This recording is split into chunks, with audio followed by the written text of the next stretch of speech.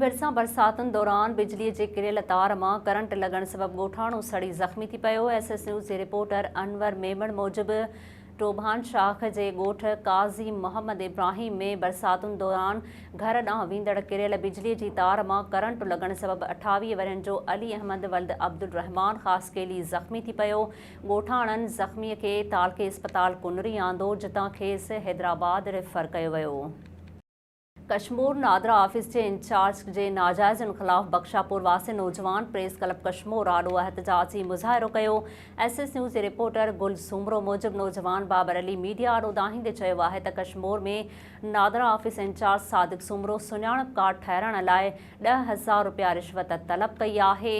हुन चयो आहे त ग़रीब मिसकीन आहियां, 10,000 किथां आणियां। मुतासिर नौजवान चेयरमैन नादरा ऐं ॿियनि आला इख्तियारुनि खां नोटिस वठण जी अपील कई आहे।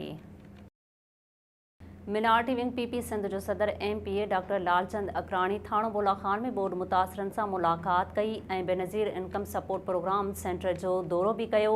SS न्यूज़ जे रिपोर्टर राशिद नवाज़ मंगणहार मूजिबि उन मौक़े ते डॉक्टर लालचंद अकराणी ॻाल्हि ॿोॾ कंदे चयो आहे त चौमासीअ जी बरसातुनि सिंध में वॾी ॿोॾ आंदी आहे, जंहिंजे करे माण्हू बेघर थी विया आहिनि, फ़सुल तबाह थी विया आहिनि। नुक़सान जी पूराई लाइ सिंध हुकूमत अमली तौर क़दम खणी रही आहे। हुन चयो आहे त तालके थाणे बोला खान में ॿियनि ज़िलनि खां आयल ॿोॾ मुतासिरनि खे ख़ैमनि जी सख़्त ज़रूरत आहे। खेनि जल्द सिंध हुकूमत तरफ़ां ख़ैमा पहुचाया वेंदा। पखो जे IBA शागिर्दनि खे 33 मार्क्स ते पास न करण ख़िलाफ़ शागिर्दनि पारां कराची नेशनल प्रेस क्लब ते एहतजाजी मुज़ाहिरो कयो वियो। SS न्यूज़ जे रिपोर्टर अब्दुल जब्बार बलोच मूजिबि IBA टेस्ट पास उम्मीदवारनि 22 ॾींहं बि अलामती बुख हड़ताल जारी रखी।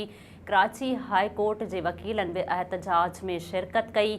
उन मौक़े ते समाजी अॻवान शहनाज शेख, दीदार लग़ारी, फ़खरुद्दीन जाफ़री ऐं ॿियनि जो चवणु हुयो त सिंध हुकूमत उम्मीदवारनि सां नाइंसाफ़ी करे रही आहे। सिंध हिकु आहे त पॉलिसी बि हिकु हुजणु घुरिजे।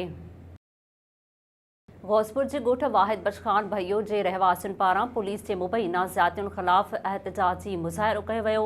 SS न्यूज़ जे रिपोर्टर ज़हूर ओगाही मूजिबि ॻोठाणनि राशिद भइयो, आफ़ताब माई गुडी ऐं ॿियनि SHO अहमद नवाज़ डखराणीअ ख़िलाफ़ एहतजाजी मुज़ाहिरो करे सख़्त नारेबाज़ी कई। उन मौक़े ते ॻोठाणनि मीडिया अॻियां दाहींदे चयो आहे त पुलिस संदसि घर मथां बिना जवाज़ चढ़ाई करे औरतुनि खे सख़्त तशद्दुद करे ॿिनि ॼणनि ख़ादिम भइयो ऐं साजिद भइयो खे खंभे खणी वई आहे। हुननि जो चवणु हो त ॿई नौजवान ज़ाहिर करे आज़ादु कया वञनि। ॿी सूरत में SSP ऑफिस आॾो धरणो हंयो वेंदो।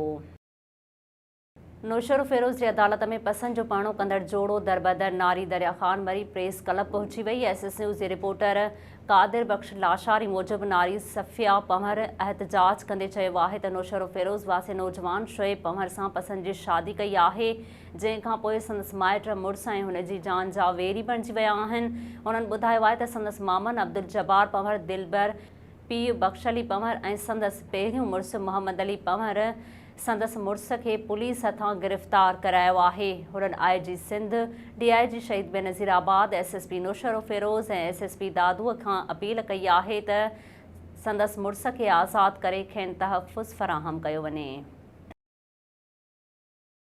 कुबो सईद खान वेझो ॻोठ हाजी मोहम्मद मलूक मक्सीअ में बोर्ड मुतासिर पोरियत मोहम्मद रमज़ान मक्सी 2 महीननि खां फ़ालिज जहिड़े मूज़ी मर्ज़ में मुब्तला आहे।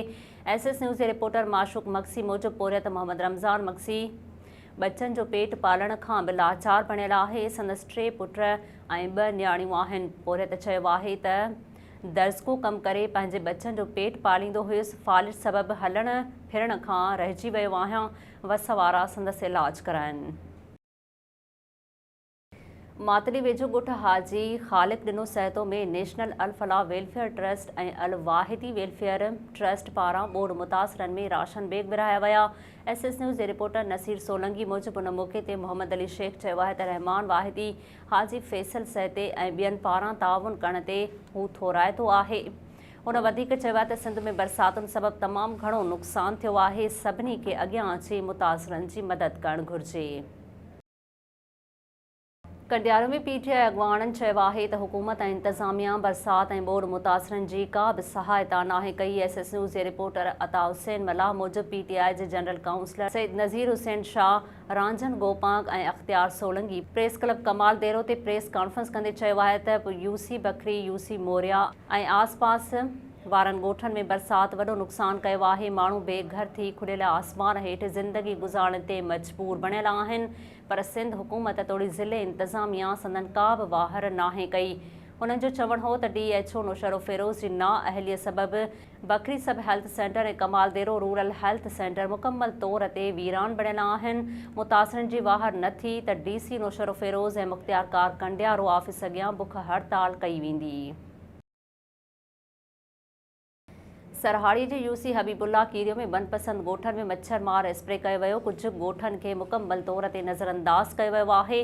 SS न्यूज़ जे रिपोर्टर मेहदी रज़ा मरी मूजिबि मुतासिरनि ॻोठनि में स्प्रे न थियण करे मच्छरनि जे आज़ार सबबि बीमारियुनि मुंहुं कढियो। चौपाईमाल में मुख़्तलिफ़ बीमारियूं फैलिजण लॻियूं। इलाइक़े में जानवर मरी रहिया आहिनि। ॻोठाणनि आला अख़्तियारनि खां नोटिस वठण जी घुर कई आहे। नाज़रीन, वधीक ख़बरुनि ऐं अपडेट्स जे लाइ ॾिसंदा रहो SS न्यूज़ वेब चैनल। असांजे चैनल खे लाइक ऐं सब्सक्राइब करणु न विसारींदा।